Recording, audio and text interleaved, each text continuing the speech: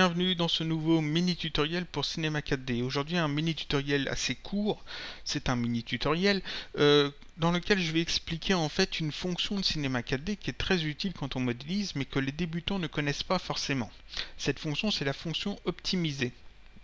Cette fonction, quand on ne la connaît pas, on rencontre de nombreux problèmes au moment de la modélisation de formes un peu plus complexes en partant de formes simples. Je vais donc montrer d'abord à quoi va nous servir cette fonction. Je vais prendre ici un cylindre. Je vais le déformer un peu comme ça. Voilà, je vais prendre aussi un tube. Voilà, à côté. Je pourrais prendre aussi d'autres objets, mais enfin là ça suffira. Ici j'ai donc deux éléments paramétriques, deux objets paramétriques, un tube et un cylindre. Je vais les transformer en objet polygonal, c'est-à-dire que je sélectionne et je clique ici sur la petite icône des deux sphères pour transformer en fait l'objet paramétrique en objet polygonal. Je fais pareil avec le tube. Voilà. Et donc là on a deux objets polygonaux. Polygonaux, je sais pas ça. Si c'est, enfin bref. Et donc ces deux objets, on a l'impression que tout se passe bien, qu'il n'y a pas de problème, que ça fonctionne bien. Seulement, quand on va commencer à modéliser, ici, on va avoir des soucis. Pourquoi?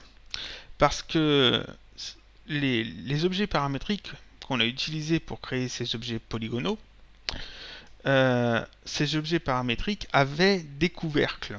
C'est-à-dire que le dessus de l'objet et le dessous de l'objet, qui correspondent au couvercle, étaient gérés indépendamment au niveau de leurs paramètres. Et donc, quand on a transformé cet objet paramétrique en objet polygonal, cette indépendance des couvercles a été conservée. Ici, j'ai effectivement qu'un seul objet, un objet d'un seul bloc. Ici, j'ai qu'un seul élément cylindre dans mon gestionnaire d'objets. Mais si je sélectionne ici tout le dessus du cylindre et que je le déplace vers le haut, on peut remarquer qu'il n'est pas rattaché en fait au reste du cylindre. Ici, les points qui font le contour du cylindre n'ont pas suivi en fait ce déplacement de polygone. Si je sélectionne le tube et que je fais la même chose, je sélectionne ici toutes les faces du dessus et que je les déplace vers le haut, on peut voir que là aussi, ce n'est pas rattaché. Et c'est pareil si je sélectionne les faces du dessous. Les faces qui sont ici, là, forcément si j'en sélectionne de trop, ces faces-là, si je les déplace vers le bas, on voit que c'est pas attaché. Et là, ça sera pareil pour le tube. Si je sélectionne les faces du bas, je ne vais pas le faire, mais c'est pareil. Si j'en sélectionne et que je les déplace, on voit qu'ils ne sont pas rattachés en fait autour de l'objet. Pour les textes, ça sera pareil. Le devant des textes et l'arrière des textes n'est pas rattaché en fait au contour des textes. Et ça, c'est simplement parce que ici, dans les paramètres, on voit que les couvercles sont gérés indépendamment du reste de l'objet. C'est-à-dire qu'ici, on a l'objet, on peut régler ses propriétés, et on a un onglet couvercle qui permet de régler justement les couvercles haut et bas. C'est là qu'intervient la fonction optimisée. C'est-à-dire qu'ici, je fais mon cylindre, je le mets à la dimension que je veux, je le rends éditable, j'obtiens donc un objet paramétrique. Ici donc j'ai bien un seul élément, mais tout n'est pas relié comme je l'ai montré, le couvercle est séparé. Je vais passer en mode point. Je vais sélectionner tous les points de cet objet. Donc je fais un CTRL A qui permet de sélectionner tous les points de l'objet sélectionné. Ensuite je fais un clic droit n'importe où dans la scène et je vais chercher ici la fonction optimiser. J'obtiens cette petite fenêtre. Et je peux ici cocher d'optimiser les polygones, les points isolés, et j'ai une valeur de tolérance. Je laisse tout comme c'est par défaut, c'est-à-dire tout coché est 0,01, et je fais OK. En faisant ça, Cinema 4D a vérifié tous les points de la scène, et quand il a trouvé deux points à la même position, c'est-à-dire l'un sur l'autre, avec une tolérance de 0,01, quand il trouve deux points l'un sur l'autre, qu'est-ce qu'il fait? Il les soude ensemble pour obtenir qu'un seul point. Donc il diminue le nombre de points et ça permet de souder en fait tous les éléments du cylindre. Ici, si je reprends mon mode polygone et que je sélectionne tous les polygones du haut et que je les déplace maintenant, on voit qu'en fait, les points sont effectivement soudés. Quand je déplace le couvercle, tout le cylindre suit avec. Ça sera pareil pour le tube, ça sera pareil pour les lettres. Donc, et puis aussi, très important, pour les extrusions. Les extrusions NURBS, il y a effectivement des couvercles.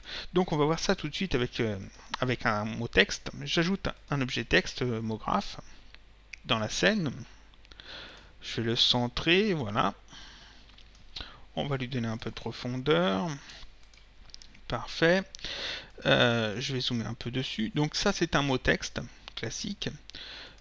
Donc ici, c'est un objet paramétrique mot graphe. Je le transforme en objet éditable en cliquant sur cette icône. En fait, ici, il me le transforme pas en objet éditable, il le transforme d'abord en objet paramétrique en simple extrusion NURBS. Voilà, donc ici on voit, c'est les icônes des extrusions NURBS. Donc il faut que je sélectionne tout, donc je reclique sur le petit plus ici en appuyant sur la touche CTRL pour tout ouvrir la hiérarchie d'un seul coup. Je sélectionne tous mes objets, voilà, et j'appuie de nouveau sur la touche C ou alors cette petite icône des deux sphères. Maintenant ici j'ai que des objets polygonaux, on voit c'est les petits triangles, les icônes, et pour chaque élément on a ici la lettre, donc c'est-à-dire le contour de la lettre, le couvercle 1 et le couvercle 2 qui correspondent au devant et à l'arrière de chaque lettre. Voilà, le devant et l'arrière. Donc ici pour l'instant c'est pas rattaché vu qu'ici ce sont des éléments bien séparés. Donc je vais simplement faire un CTRL-clic sur le petit plus pour ouvrir toute la hiérarchie. Je sélectionne toute ma hiérarchie.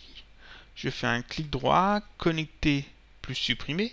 J'obtiens donc ici qu'un seul élément, un seul objet dans mon gestionnaire d'objets. Mais ici, si je sélectionne en mode face, n'importe quelle face, alors n'importe quelle face, par exemple celle-là, je peux la déplacer et je vois qu'elle n'est pas rattachée en fait à l'ensemble du texte. Donc ce que je fais, je sélectionne mon objet, je passe en mode point, je fais un CTRL A pour sélectionner tous les points, clic droit, optimiser, je laisse tout par défaut, je fais OK. Et là normalement si je sélectionne un élément, une face par exemple, celle-là, une face de mon objet et que je le déplace, je déplace cette face, on voit qu'effectivement cette fois les points sont effectivement rattachés et tout fonctionne. Alors pourquoi c'est important de faire ça? Pourquoi c'est important de souder les points quand on travaille comme ça? Pourquoi ne pas plutôt les laisser simplement détachés? Eh bien c'est simple, je reprends mon cylindre, voilà, et je le transforme en objet éditable. Donc je le sélectionne, touche C, voilà, c'est un objet polygonal. Ici, si je mets un hyperNURBS, j'ajoute un hyperNURBS à cette scène et je glisse mon cylindre, mon objet polygonal dans l'hyperNURBS, il n'y a rien qui change ici au niveau des bords, simplement parce que ici, voilà comme ça, ici, comme le couvercle est un objet séparé du contour, l'hyperNURBS ne peut pas travailler correctement. L'hyperNURBS ne considère pas ces trois éléments, le couvercle du haut, le contour et le couvercle du bas, comme un seul objet. Donc il n'y a pas l'effet d'arrondi. Ici on voit que l'hyperNURBS arrondit sur le tour, mais il n'arrondit pas du tout l'angle qui est ici. Alors que si je sélectionne mon cylindre, je passe en mode point, comme je l'ai dit, CTRL A pour tout sélectionner et que je fais optimiser, voilà, et que je valide. Ici, l'hyperNURBS voit effectivement que c'est le couvercle et le contour et le couvercle du dessous sont effectivement un seul et même objet, et donc dans ce cas-là, il a un effet sur le contour de ma forme, et il fait effectivement l'arrondi qu'il faut. Donc c'est très important de justement bien penser à souder les points en utilisant la fonction optimiser quand on utilise des formes qui ont des couvercles, c'est-à-dire les cylindres, ici, les tubes, les citernes aussi, si je ne me trompe pas, les capsules, je ne sais plus, je ne me souviens plus, l'objet texte de mot graphe, ici, toutes les extrusions NURBS, si vous faites des logos en 3D avec des extrusion NURBS et que vous voulez placer ça dans un HyperNURBS, pensez à souder les points, c'est très important, cela vous permettra justement d'avoir quelque chose de plus propre au niveau de la modélisation et d'avoir moins de soucis quand vous allez ajouter ensuite des HyperNURBS ou des effets particuliers dessus, parce que Cinema 4D verra à ce moment-là que c'est qu'un seul élément et non pas deux ou trois éléments séparés. Donc voilà, ça c'était juste la fonction optimisée, une fonction qu'il faut absolument connaître. Donc je rappelle, quand on a un objet avec couvercle, qu'on le transforme en objet éditable, que ce soit un texte, un cube, un cylindre, un tube, une extrusion NURBS, il faut penser à passer en mode point, faire un CTRL A pour sélectionner tous les points, clic droit, optimiser. Et là vous laissez les paramètres par défaut, il n'y a pas de problème et vous faites OK, c'est tout. Si les points sont légèrement séparés, vous pouvez augmenter un peu la tolérance, mais généralement quand ce sont des couvercles d'objets comme des cylindres, des tubes, des textes, il n'y a pas besoin de toucher à la tolérance, les réglages sont bons. Et donc c'est une petite chose qu'il faut juste savoir, un petit automatisme qu'il faut prendre, c'est justement d'optimiser ces scènes de cette façon.